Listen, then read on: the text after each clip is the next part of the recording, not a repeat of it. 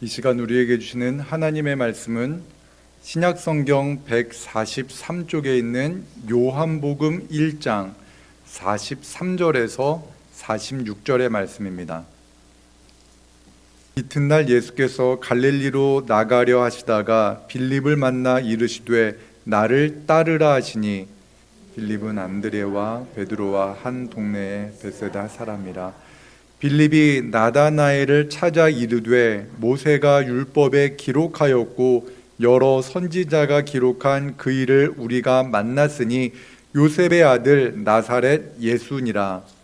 나다나엘이 이르되 나사렛에서 무슨 선한 것이 날 수 있느냐. 빌립이 이르되 와서 보라 하니라. 아멘. 오늘부터 우리가 함께 같이 이제 복음 전도에 대해서 말씀을 나누려고 합니다. 복음 전도. 사실 여러분, 복음 전도라는 그 말이 조금은 부담스럽게 느껴질 수도 있습니다. 그렇죠. 전도하면은 왠지 모르게 우리가 하기 부담스러운 일로 느껴지는 것이 사실입니다. 하지만 복음을 전한다는 것은요, 교회가 어떠한 프로그램으로서 하는 것이 아니라 교회가 마땅히 감당해야 될 본질적 사명이라는 것을 먼저 말씀드립니다. 예를 들어서 전도라는 것이 1년에 한 번 교회 야외 예배와 같이 아니면은 교회 체육대회와 같이 1년에 한 번 무언가 행하는 그러한 프로그램이 아니다라는 것입니다. 전도라는 것은요, 그리스도인의 삶의 방식입니다.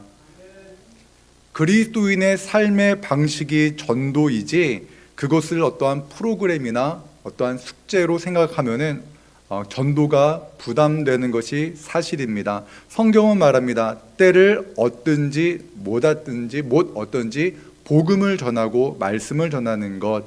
그렇다면 여러분, 전도가 쉽나요? 어렵나요? 네, 쉽고도 어려워요. 쉽다고 말하면 제가 뭐라고 말하려고 했냐면요, 그런데 왜 전도 안 하세요? 어렵다고 말하면 그래도 해야 됩니다라고 제가 말씀을 드리려고 했습니다. 전도라는 것이요, 우리가 하지 않으면 안 되는 주님의 사명이라는 것을 우리가 함께 살펴보고자 합니다.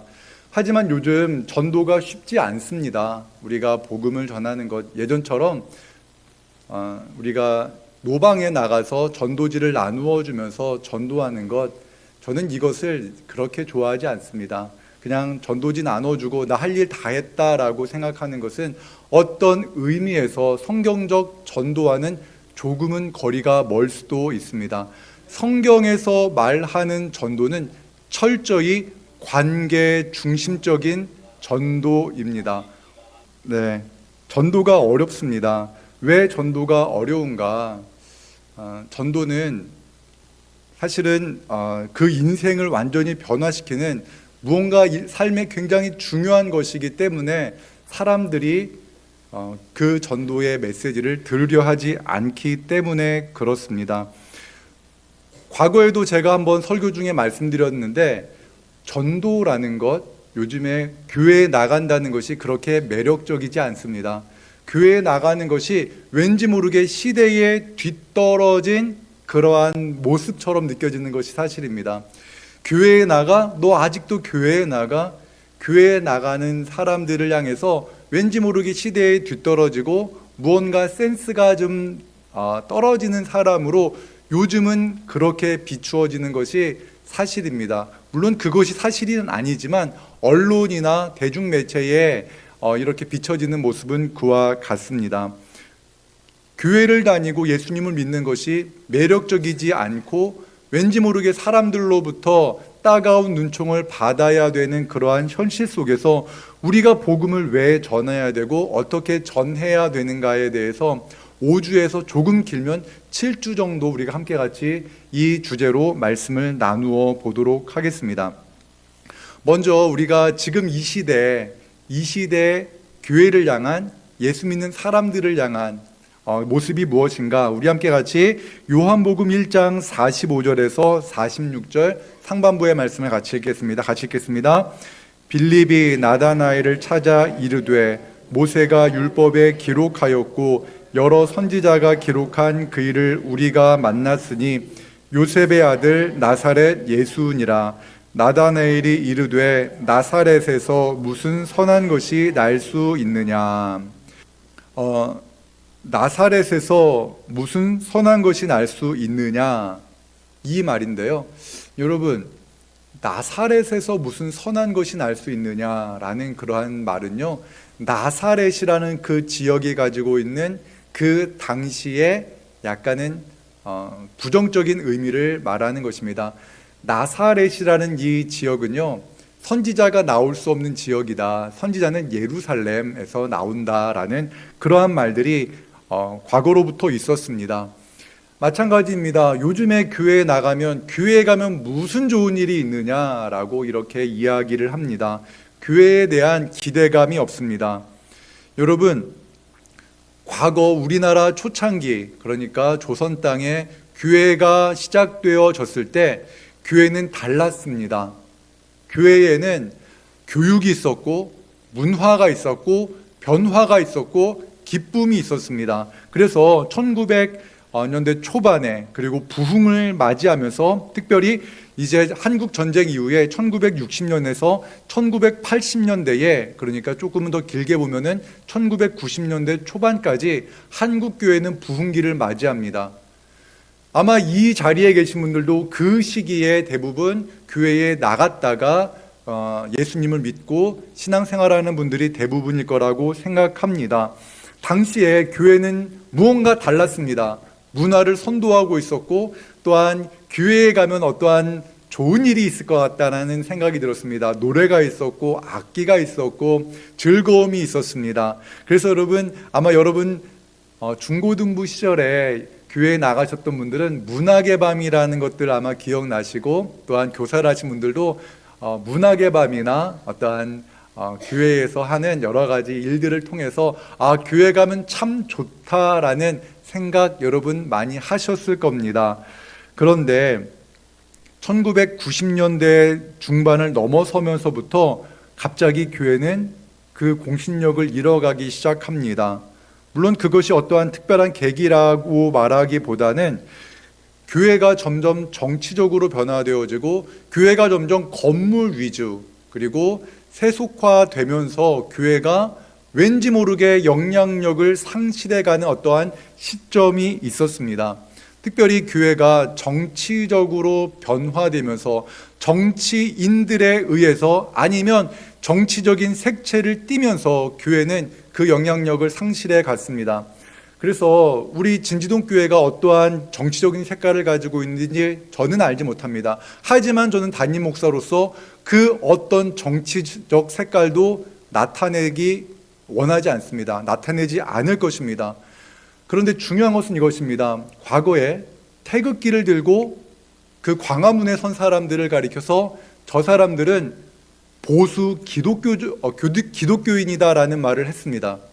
그리고 촛불을 들고 나가는 그러한 기독교인들을 향하여서 저들은 진보적 기독교인이다라고 말을 하고, 보수 기독교 단체에서는 저들은 빨갱이다라는 표현까지 써가면서 촛불을 들고 나간 사람들을 폄하했습니다. 그리고 교회 안에서도 태극기를 들고 집회에 나가는 사람들을 향하여서 꼴통 보수다라는 표현을 써가는 것을 제가 직접 설교를 통해서, 다른 분들의 설교를 통해서 들었습니다. 과연 그것이 맞다고 생각합니까? 여러분들은 어떻게 생각합니까? 교회가 정치적인 색깔을 띠면서 보수가 되었던 진보가 되었던 그렇게 자기의 정치적인 색깔에 따라서 교회가 이렇게 흘러가는 것, 이것은 성경적이지 않습니다. 물론 교회는 정치인들이 바른 정치를 할 수 있도록 견제하고 또한 그들을 위해서 기도하는 그러한 일을 감당해야 합니다. 하지만 특정 정당을 지지하는 그러한 색깔을 나타내는 것은 교회가 감당해야 될 일과는 거리가 멀다는 것을 여러분 다시 한번 여러분들에게 말씀드립니다. 그렇기 때문에 교회는 정치적인 색깔을 떼는 그 순간 영향력을 상실해 갑니다. 미국의 기독교가 지금 그러한 큰 함정에 빠져 있는 것을 봅니다.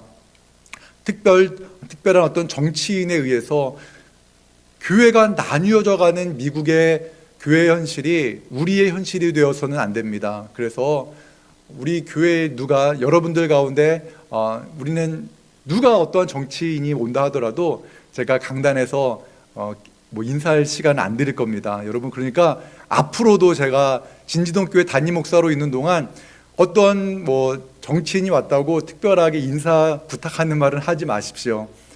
저는 하지 않을 겁니다. 그러니까 정치인들이 온다 하더라도 그냥 예배를 드리고 가는 그러한 것으로 했으면 좋겠습니다. 제가 전에 섬겼던 교회는 그 어떤 정치인들이 와서 지금 교회 규모가 크다 보니까 정치인들이 오면 꼭 앞에 나와서 인사할 수 있게 해달라는 요구를 참 많이 하셨습니다. 인사를 시키는데 자신이 지지하는 정당의 정치인이 와서 인사를 하면은 괜찮다라고 말하고, 자신이 지지하지 않는 정당에서 정치인이 와서 인사를 하면은 뭐라고 막 하는 그러한 모습들을 보면서 이것은 교회 안에서는 그 어떤 정당도 지지해서는 안 된다라는 생각을 하게 됩니다. 그런데 교회가 이런 정치적인 색깔을 띠면서 교회는 이러한 정치를 지지하는 그러한 정치 집단이구나라는 오해를 사게 되었다는 것입니다.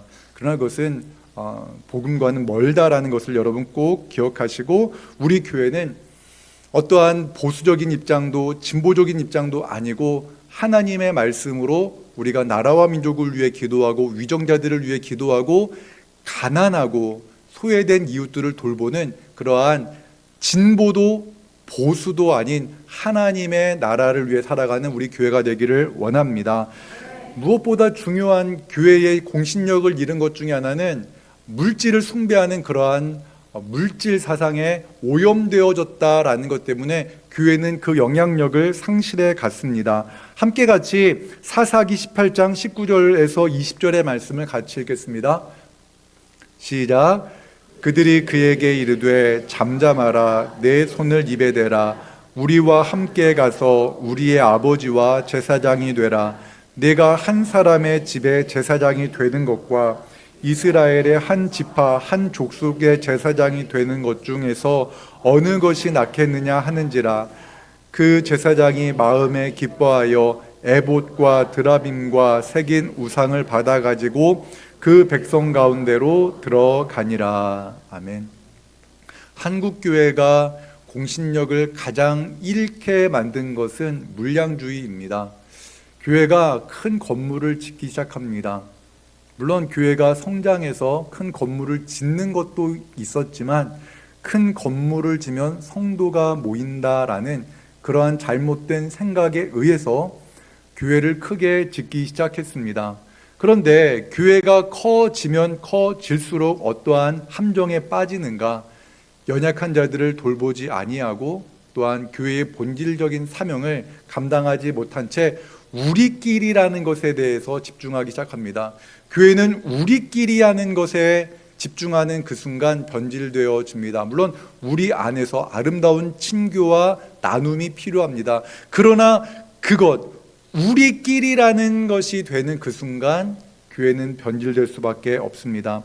사사기 18장에 나오는 이 본문의 말씀은요, 어떠한 부분이냐면은 사사기 당시는 이렇게 시대적인 상황이 이렇습니다. 자기 소견에 옳은 대로 행하더라. 이것이 바로 사사기에 흐르는 전반적인 분위기인데, 그때 미가라는 사람이 있었습니다. 미가가 우상을 만듭니다. 그리고 우상을 만들어서 그 우상을 섬기는 레위인을 한 명 자기 집에 고용을 합니다. 그에게 물질을 주면서 또한 옷을 주면서 먹을 것을 제공하면서 너가 우리 집에 제사장으로 와라 라고 이렇게 그를 불러드립니다. 하나님을 섬기는 것이 아니라 우상을 섬깁니다. 나라와 민족을 위해서 섬겨야 될 레위인이 한 가정의 제사장으로 들어가서 그 가정을 축복해주는 그러한 사람이 됐습니다. 그래서 그 우상을 섬기는 제사장으로서 그 가정을 섬기고 있었습니다. 그런데 그때 단 지파가 있습니다. 이스라엘의 12지파 중에 단 지파가 있는데 그들이 그 땅을 개척하면서 땅을 얻기 위해서 이동하는 그 과정 중에서 이 미가의 집에 우상이 있다는 것을 압니다. 그리고 레위인 제사장이 있다는 것을 압니다. 그래서 그의 집에 들어가서 미가의 집에 그 단 지파 사람들이 가서 그 우상을 훔칩니다. 빼앗습니다. 그렇게 이제 빼앗아 가는데 그 제사장이 레위인이 그들에게 무엇을 하느냐라고 말을 하자 단지파 사람들이 말하는 겁니다. 가만히 있어. 너 한 집의 제사장으로 머물래? 아니면 한 지파의 제사장으로 머물래? 어떤 것이 좋겠냐라고 말합니다. 그러자 그가 말합니다. 한 가정, 기껏 해봐야 몇십 명 모이는 그 가정에서 제사장으로 있는 것보다는 수백 명 아니면 수천 명이나 되는 그 한 지파의 제사장으로 있는 것이 더 화려하고 멋있지 않습니까? 그 제안에 그 레위인이 기뻐하면서 그들이 훔쳤던 그 우상 그리고 드라빔 우상과 에봇을 그가 손수 들고 그 단 지파와 함께 이동을 한다라는 이야기입니다. 이것은 매우 심각한 모습인데 지금 한국 교회가 빠져 있는 모습 중에 하나입니다. 목사로서 부끄럽고 또 안타까운 모습입니다. 그런데 이것은 비단 목회자의 모습만이 아니다라는 것입니다. 노예나 이런 곳에 가면요, 우리 교회가 얼마나 큰가, 우리 교회가 얼마나 다른 교회보다 탁월한가를 자랑하고자 하는 분들이 계시다는 것을 전에 노예에서 보았습니다. 서울 서북노에서는 보았다는 이야기는 아닙니다. 전에 섬겼던 노예에서 그런 모습들을 봅니다. 우리 교회가 커 그러면 어깨를 으쓱하고 우리 교회가 작아 그러면은 소심해지는 그러한 모습들을 봅니다. 비단 목회자뿐만 아니라 우리 교회가 커, 우리 교회가 더 재정이 탄탄해, 이런 것들이 과연 본질과 무슨 상관입니까? 그런데 우리는 큰 것, 더 많은 것, 이런 것들을 나와 동일시하면서, 그러니까 물질 숭배와 하나님을 향한 예배가 결합되어져 버린 형태인 것입니다. 이것은 잘못된 것입니다. 하나님이 이것을 온전한 예배다라고 말하지 않습니다. 이스라엘 백성들이요, 하나님을 섬기지 않은 것이 아니라 이스라엘의 타락은요, 하나님과 우상을 겸하여 섬긴 것이 죄입니다. 하나님만 섬겨야 되는데 하나님도 섬기고 우상도 섬기는 겁니다. 그래서 그들이 하나님의 심판을 받게 된 것이다 라는 것입니다. 그래서요, 우리가 교회 안에서 머물러 있기 때문에 우리가 교회를 향한 세상의 시선을 잘 알지 못하지, 세상에서는요, 교회 다니는 사람들을 향해서 이렇게 말하기도 합니다. 이기적이다. 하나님을 이용해 돈을 벌려고만 한다. 하나님을 이용해서 성공하려고 한다. 차이가 없다는 겁니다. 우리는, 세상 사람들은 하나님을 믿지 않고 자신의 힘으로 성공하고 많은 재물을 얻으려고 하는데, 교회 다니는 사람들은 하나님을 이용해서 돈 벌고 하나님께 기도해서 성공하려고 한다라고 말한다는 겁니다. 무슨 차이입니까? 이것은 상당히 잘못된 모습이다라는 것을 말씀드립니다. 이러한 시선에 빠졌기 때문에 사람들은 교회를 조금 하찮게 봅니다. 너랑 나랑 무슨 차이인데? 라고 생각을 합니다. 제가 너무나 무리수를 두고 말한다고 생각합니까? 아니면 제가 말하는 것이 맞다고 생각하십니까?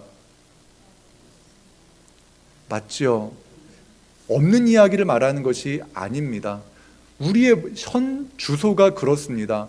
우리 진지동 교회도 끊임없이 이것과의 씨름을 해야만 합니다. 하나님을 믿으면서 세상 사람과 똑같은 가치관으로 살아간다면 우리의 전도의 문은 절대로 열리지 않을 것입니다. 하나님을 믿고 성공해? 너는 일요일날 교회 가잖아. 난 일요일날도 내 성공을 위해 노력할 거야 라고 세상 사람들은 교회를 나오지 않을 것입니다. 그렇기 때문에 우리의 삶의 방향이 달라야 됩니다. 그렇기 때문에 오늘 본문의 말씀, 요한복음 1장 46절의 말씀을 다시 함께 같이 읽겠습니다. 시작. 이르되 나사렛에서 무슨 선한 것이 날 수 있느냐 보라 하니라. 아멘. 빌립과 나다나엘은 친분이 있었던 관계였습니다. 그런데 빌립이 예수님을 만납니다. 빌립이 예수님을 만나고 예수님을 믿습니다. 그런 다음에 나다나엘에게 찾아갑니다. 나다나엘에게 나사렛 예수님을 만났다. 예수를 만났는데 그가 선지자들이 말한 그분이다라고 이렇게 이야기를 합니다. 그런데 나다나엘은 나사렛에서는 선한 것이 나지 않는다. 나사렛에서는 하나님의 선지자가 나타날 수 없다라는 그 생각을 말합니다. 그런데 빌립이 포기했을까요? 아닙니다. 와서 보라라고 말을 합니다. 와서 보라라고 말을 하며 나다나엘을 데리고 갑니다. 저는 여기서 매우 중요한 전도의 핵심을 보게 됩니다. 그것은 관계입니다. 나다나엘은 예수를 모릅니다. 나사렛 예수에 대한 기대감이 전혀 없습니다. 하지만 나다나엘은 빌립을 좋아합니다. 빌립과의 좋은 관계가 있었습니다. 그렇기 때문에 나다나엘은 나사렛 예수 때문에 예수님에게 간 것이 아니라 빌립 때문에 예수님께 갔다는 겁니다. 여러분, 이것이 무엇을 말하는 것일까요? 우리가 관계 속에서 예수님을 전해야 된다는 겁니다. 관계 속에서 내가 지금 맺고 있는 그 예수님을 믿지 않는 사람에게 나는 당신이 하는 말은 믿을 수 있어 라는 그러한 관계를 우리가 가져야 된다라는 겁니다. 여러분은 이웃과의 관계를 어떻게 맺고 있습니까? 그거를 먼저 점검해야 됩니다. 저 사람 교회 다니는데 맨날 싸움박질하고 저 집안에서는 큰 소리가 끊이질 않아. 다른 사람이 아니라 저희 집 이야기입니다. 그거 아니라요. 그러면 좀 오해하실 분이 있는데 수습이 안 되네요. 여러분, 그런 말이 나오면 안 된다는 거예요. 큰 소리가 나오고 예수님을 믿는 집인데 그 관계가 계속 싸우고 분열되어지고 좋지 않은 소리를 들으면 전도의 문은 막힐 수밖에 없다라는 것입니다. 그렇기 때문에 우리는 빌립과 같이 나다나엘, 그러니까 예수님을 만나야 될 사람을 우리가 그에게 복음을 전하기 위해서 우리가 해야 될 일은 그를 예수님께 데리고 나가는 겁니다. 그에게 예수님을 소개하는 것입니다. 그런데 그는 예수님에 관심도 없고 교회에 관심도 없습니다. 다만 사람 좋은 그 한 사람, 예수 믿는 그 사람이 좋기 때문에 예수님에 대한 관심을 갖게 만드는 것, 이것이 바로 지금 이 시대 교회에 대한 신뢰가 떨어진 이 시대의 복음 전도의 길이라는 것을 먼저 말씀드립니다. 그리고 사도행전 1장 8절의 말씀을 같이 읽겠습니다. 오직 성령이 너희에게 임하시면 너희가 권능을 받고 예루살렘과 온 유대와 사마리아와 땅끝까지 이르러 내 증인이 되리라 하시니라. 아멘. 사도행전의 말씀뿐만 아니라 신약 성경을 읽다 보면요, 모든 말씀이 복음 전도에 포커스를 맞추고 있다는 것을 봅니다.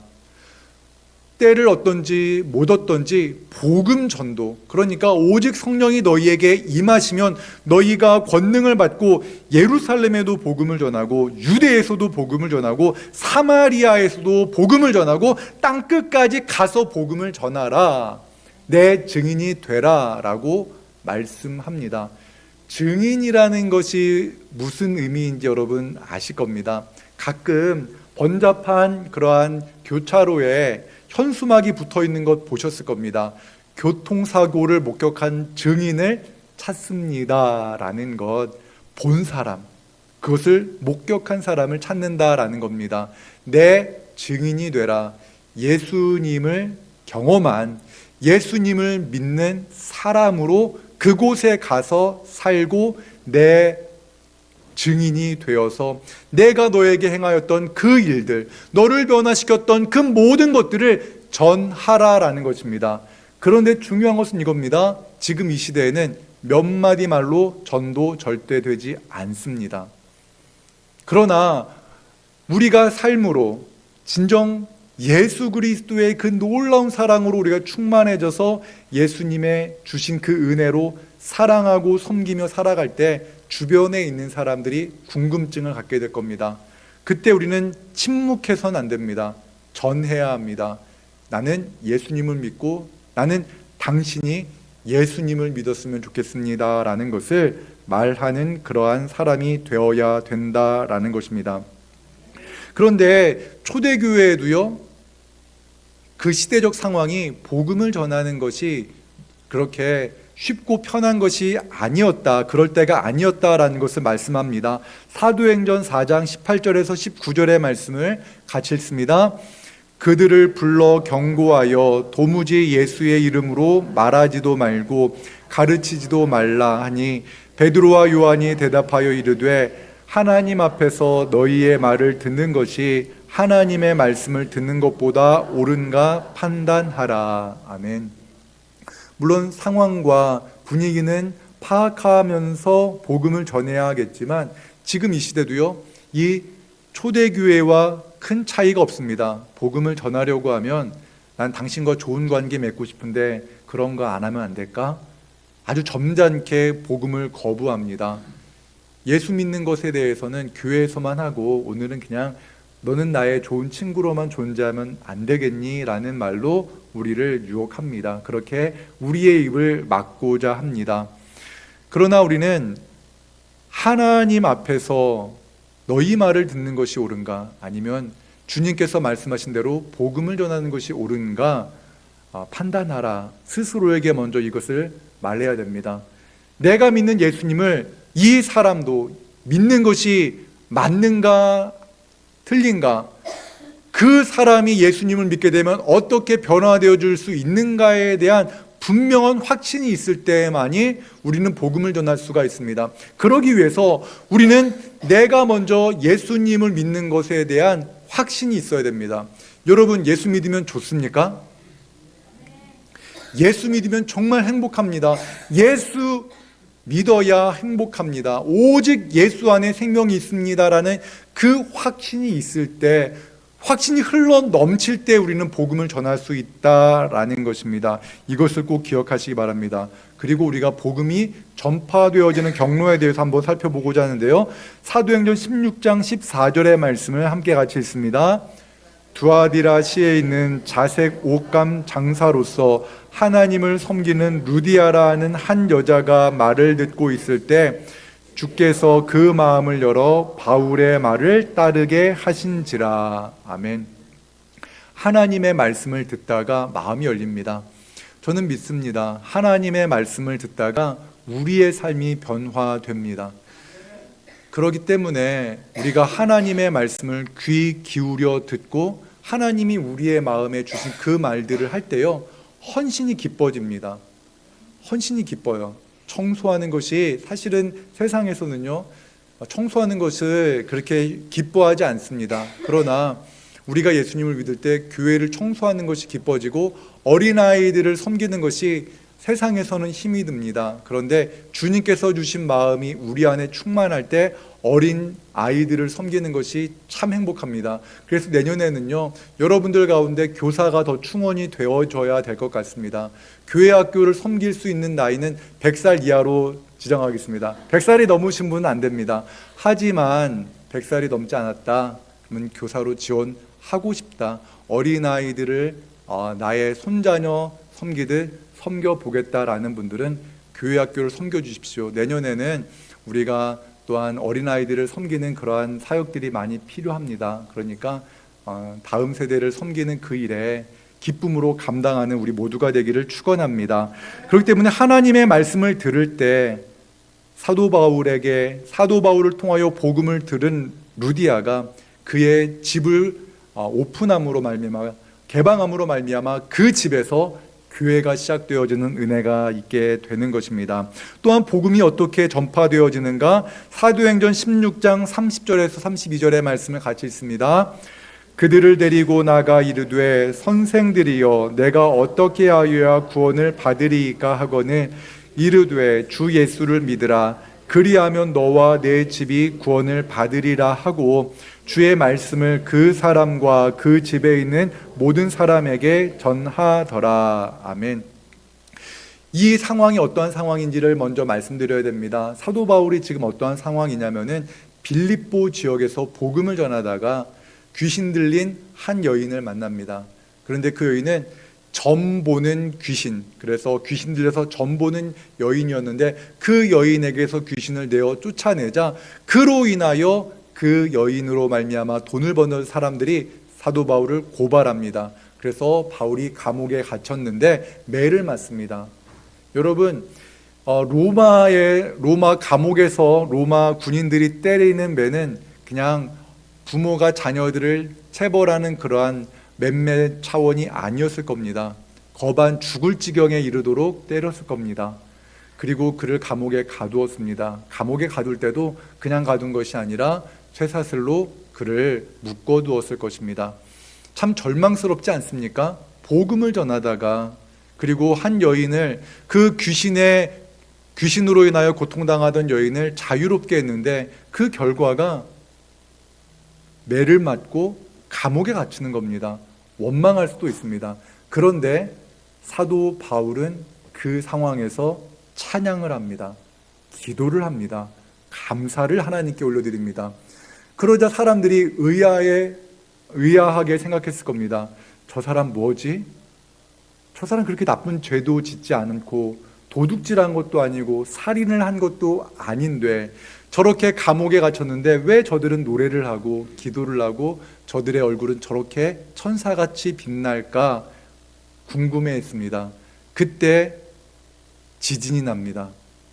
죄수들이 도망칠 상황이었습니다. 그런데 사도 바울은 도망가지 않았습니다.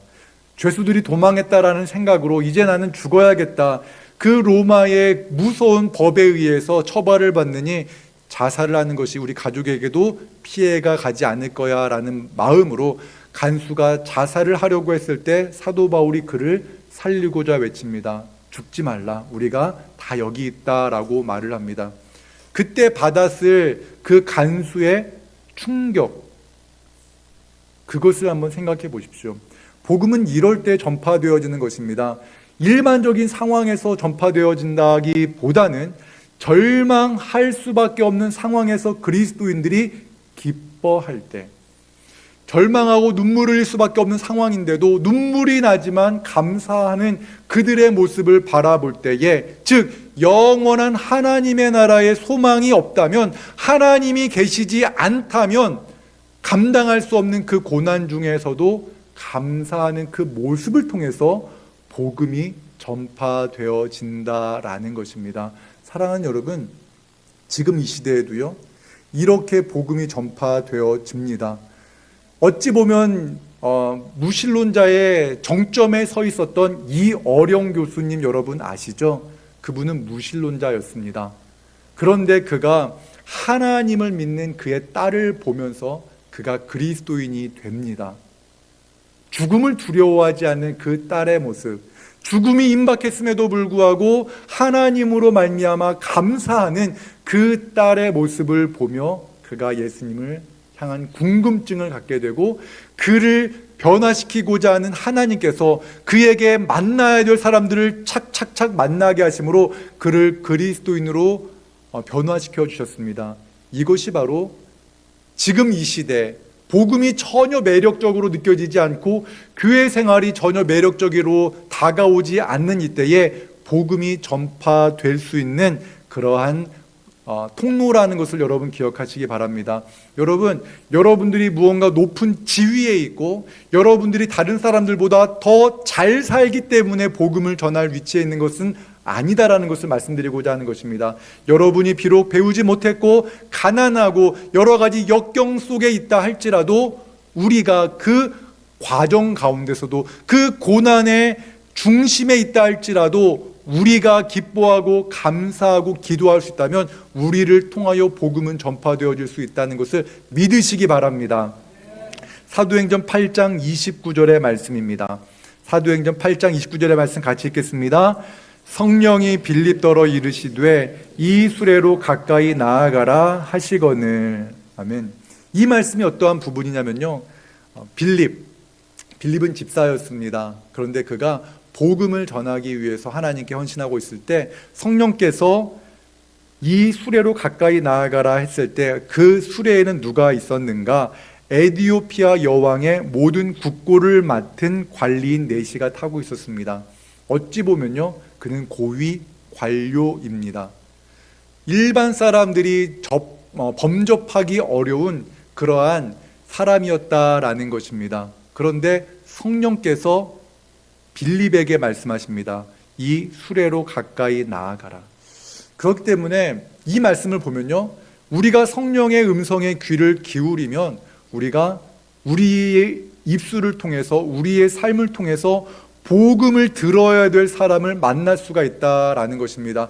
그래서 우리가 성령 충만해야 합니다. 성령 안에 거하고 있어야 우리가 복음을 전할 사람들을 만나게 된다라는 것입니다. 그리고 우리가 늘 기억해야 됩니다. 나를 통해서 저 사람이 언젠가 복음을 듣게 될지도 몰라라는 그러한 마음을 가지고 우리는 그를 사랑해야 되고 그를 존중해야 됩니다. 다시 안 볼 거야, 너랑은. 다시 안 볼 거야. 이러한 마음으로 우리가 누군가를 대하기 시작하면은 우리를 통하여서 복음의 문은 굳게 닫히게 될 것입니다. 성령 충만이라는 것, 그것이 우리는 때때로 방언을 말하고 병고침을 말하고 이런 것들, 나의 어떠한 영적 능력을 나타내는 것이다 라는 것으로 오해할 수가 있습니다. 그러나 그렇지 않습니다. 성령께서 우리를 통하여서 우리를 통로로 사용하시는 겁니다. 그래서 성령 충만할 때 우리는 사랑할 수가 있습니다. 여러분이 복음을 전해야 될 분이 여러분 주변에 지금 있습니다. 분명합니다. 여러분 곁에 하나님께서 복음을 전하라고 말씀하는 분이 계십니다. 저는 우리 진지동교회에서 제가 소망이 하나 있었습니다. 부임하기 전에 세례를 많이 베푸는 교회를 섬기고 싶습니다. 세례를 많이 베풀 수 있는 교회에서 사역하고 싶습니다라고 했는데 이제 몇 주가 지나면 제가 1년이 지납니다. 그런데 아직까지 세례를 한 명도 아직 베풀지 못했습니다. 목사님이 전도해서 세례 베풀어야죠 라고 말씀하지 마십시오. 그 책임을 저에게 떠넘기지 마시고요. 저는 제가 오늘 새벽 예배 때에도 말씀드렸지만 저는 말씀을 통해서 우리 성도님들을 먹이는 역할을 감당해야 될 사람입니다.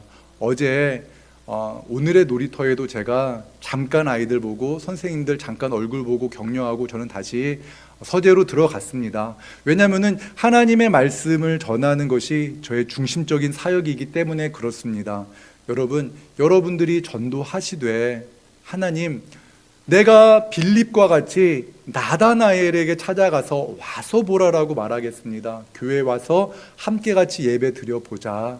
하나님께서 일하실 것을 믿습니다라는 마음으로 여러분들이 함께 같이 예배하고 아니면 여러분의 삶의 자리에서 그들에게 복음을 꼭 전해 주십시오. 그래서 우리가 내년에도 세례를 베풀고 올해는 세례식이 없습니다. 하지만 내년 상반기에는 세례식이 꼭 있기를 원합니다. 세례를 받을 분들이 세워지고 또한 세례를 베풀고 그로 말미암아 한 영혼이 그 어둠의 땅에서 생명이 없는 그 어둠 속에 거하던 한 영혼이 생명의 빛 되신 예수 그리스도를 만남으로 말미암아 새로운 인생으로 거듭나서 그렇게 죄 많고 어두웠던 그 인생, 숨길 것이 그렇게 많던 인생에서 나의 모든 삶을 어린아이처럼 제잘거리며 기뻐하며 감사하는 그런 삶으로 변화되어지는 그러한 것들을 내 곁에서 목격할 수 있는 것이 얼마나 큰 기쁨입니까? 저는 전도하는 그 성도가 세상에서 가장 기쁜 성도라는 것을 저는 목회를 하면서 많이 목격했습니다. 여러분의 삶의 기쁨이 사라졌습니까? 그렇다면 전도를 하십시오. 그렇다면 복음을 전하십시오. 그래서 나를 변화시킨 예수 그리스도가 저 인생에도 역사하실 때 그 인생을 놀랍게 변화시킨다라는 것을 경험할 때 하나님의 전능하심을 다시 경험하게 될 것입니다. 그래서요, 올 말에는요, 전도 대상자 작성도 할 것입니다. 그래서 내가 전도 대상자를 작성하고 그 이름을 불러가며 구역 모임을 하고 저도 그분들의 이름을 가지고 저도 같이 기도하겠습니다. 제가 연초에 받았던 기도 제목들을 보니까요, 거의 대부분 이루어졌더라고요. 놀랍게 기도 제목을 써내신 분들, 특별한 경우가 제외하고는 대부분의 기도 제목이 응답되어진 것을 보았습니다. 저는 내년에도 하나님께서 그렇게 놀랍게 역사하실 줄로 믿습니다. 이제 말씀을 정리합니다. 사랑하는 여러분, 전도는 어떠한 일이고 프로그램이 아니라 우리의 삶의 방식입니다. 삶의 양식입니다. 그리스도인들을 향하여 주님께서 말씀하셨습니다. 내 증인이 되라. 이 말씀을 마음판에 깊이 새기고 우리의 삶을 하나하나 다시 한번 재조정하면서 내 옆에 있는 이 사람, 주님이 만나시기 원하는 사람, 지금 내 옆에 있는 이 사람, 주님께서 구원하기 원하는 사람이다라는 마음을 가지고 그를 정말 존귀하게 여기며 사랑하는 한 주간이 되기를 주님의 이름으로 축원합니다. 하나님 아버지 감사합니다. 우리가 복음을 전한다는 것이 단순히 부담으로만 느껴지지 않게 하시고 우리가 먼저 예수님을 기뻐하고 예수님이 너무 좋아서 우리의 삶에 흘러 넘치는 기쁨이 있게 하여 주시옵소서. 흘러 넘치는 감사가 있게 하여 주시옵소서. 예수님을 만나 행복합니다. 이 고백이 우리 안에 있게 하시고 신앙생활이 너무나 기쁩니다. 예배가 즐겁습니다라는 이러한 입술의 고백이 흘러 넘치게 하여 주시고 하나님, 우리의 삶이 복음 전도지가 되게 하시고 우리의 표정이, 우리의 얼굴빛이 복음 전도지가 되게 하여 주시옵소서. 주님께서 우리 진주동 교회를 통하여서 이 지역을 변화시키시기를 간절히 바라고 원하오며 예수님 이름으로 기도드리옵나이다. 아멘.